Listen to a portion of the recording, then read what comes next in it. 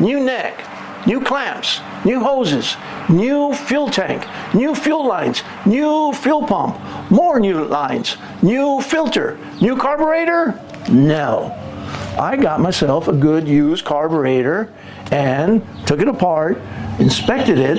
I decided to put a kit into it. And I'm going to explain to you, simple is better in my books. There's nothing wrong with these carburetors. For 100 years, they work just fine.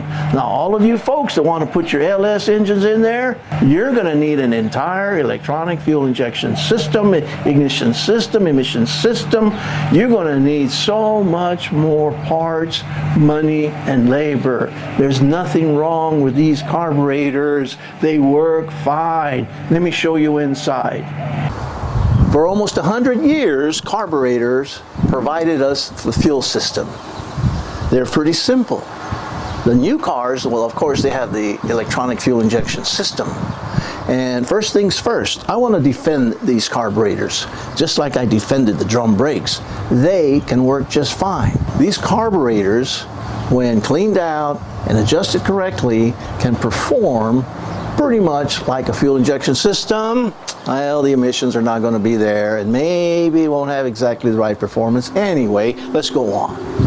This is a basic carburetor. We have 3 sections. We have the section on the top. We're not going to go over that one today. In fact, there's not much to talk about on that one. Now, this middle section, this is called the bowl section, and that's the one we're going to concentrate on mostly, and we will touch on that third part. The third part is the throttle body. That's going to make up the idle system on this carburetor. Carburetors have 6 systems, and I'm only going to go over 2. Okay, I'm going to go over the bowl and the float. Same thing. The float system controls the bowl. Now, the bowl is a bowl, just like in this water bottle. We need a place to store, hold. We need a place to hold the fuel as is going to be needed. So the holding of the fuel takes place in the bowl, and this is how it works. Gasoline will be pumped to the carburetor. Now, this is just water for demonstration purposes, and I'm going to fill the bowl about 3/4 of the way up. This is actually how it works. Now, the fuel, or the water in this case, is not going anywhere yet. This is just where we keep it. Now, you plumbers out there, this is exactly like the toilet tank. We have to have that water level at a correct place. The level of the fuel is controlled by 3 things: the float, the needle, and the seat. The seat goes into the bowl, the needle goes into the seat, and when the fuel comes up, the float will pivot and close the inlet of the fuel, and it will maintain that level. That is called our float system. That's the first one and the most important one. But in simplicity, that float system is nothing more than a place to store the fuel that's getting ready to be used. The next part I want to show you, and we're almost done, stick around please, is the idle system. The idle system is pretty simple on this one. In fact, of course, I'm going to have to get you a nice close-up, but literally, let me show you. This is the air-fuel mixture screw, and it threads into a passage. And the air-fuel mixture screw is pointed, and all the fuel to idle this engine is dripping underneath the throttle plate. Now, it is the suction. It is the throttle plate, the restriction of the throttle plate, that creates the vacuum that's going to suck the gasoline into this idle discharge port. The vacuum is going to suck the gas out of the bowl, and it's going to drip right underneath the throttle plate. Now, in that water bottle fuel system, I modified that just a little bit. I dripped on top of the throttle body, and it worked fine. Now, I got that idea from plenty of the original centralized fuel injection systems. They were not ported. They sprayed on top of the throttle body. So that's enough for this lesson on carburetors. If you guys want to learn more, please give me a check on the thumbs up. You know, write me a comment or a question. But what I'm saying is, to summarize, carburetors on these old projects, save yourself a bunch of money and time and headaches by just going with the carburetor. Just like I went with the drum brakes, they work fine. Carburetors work fine. Not all carburetors are rebuildable. Usually what happens is when the vehicle stops being operated, there's usually, unfortunately, some fuel in the bowl. And if you allow it to stay there, the fuel will become varnished and gummy. And now with the ethanol, it gets crusty. This carburetor cannot be cleaned well enough. There are small passages. And look at all this crusty. I did not put that in there. This is a natural discharge of crust and gum, all because the gasoline was allowed to sit there. When I'd store a vehicle that had a carburetor, I'd take it off, turn it over, leave it upside down, and that carburetor would be fine years and years later. But unfortunately, a lot of people don't do that. And if you come across a carburetor, it's got to be pretty decent. This one here was cleanable and usable because those tiny little passages are going to affect the operation. Folks, I hope you learned something. That's the most important. I hope you had a little fun learning. We always appreciate the thumbs up and any questions or comments you have. Thank you for your view. I hope you come back. I've taken the water bottle and I've positioned it right above the throttle plate.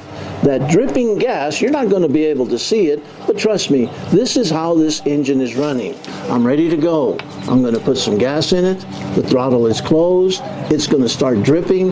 That represents the idle system in the carburetor. This engine is going to idle like normal.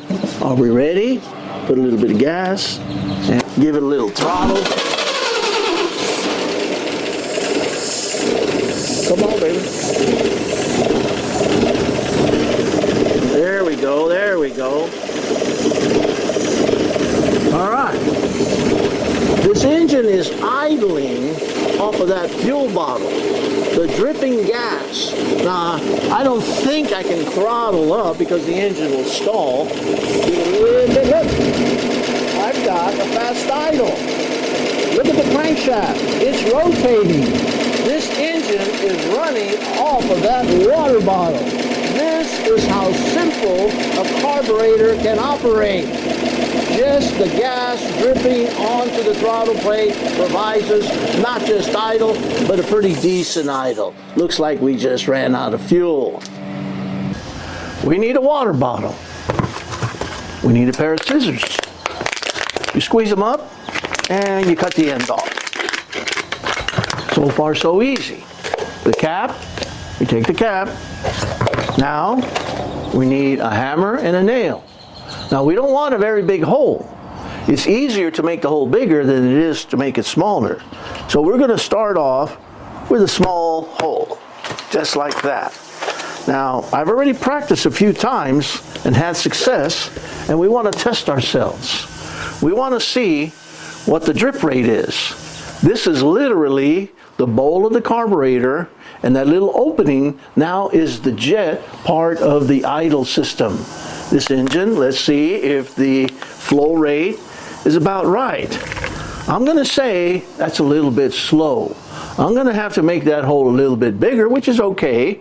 Let's just save the water if I can. And I'm going to make that hole a little bit bigger because that flow rate was a little too small. Now, I've had success on this straight 6-cylinder, and with a V8, I don't see why it wouldn't work with 2 water bottles. But again, the flow rate is important. So we make the hole, we secure it, and I'm pretty sure you can see it's at a faster rate. We don't want drip, drip, drip. We want a steady little pour. That might be a little too much, and let me show you what you can do.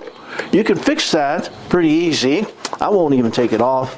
I'll just take a tool and I'll just smash that hole a little bit, just like that. And I bet you the flow rate, we want a slow, steady, not a drip. Oops, looks like I closed the hole too much.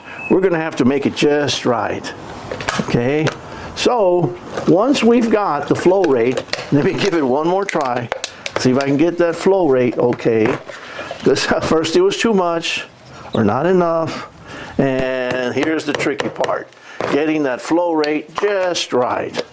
Put that on there, and let's see what we think. Yes, that's gonna work. We have the right flow rate. The mixture has to be close, all right? Now, we're gonna need a little bit of wire. We cut the wire. I like to straighten it out before we do anything with it.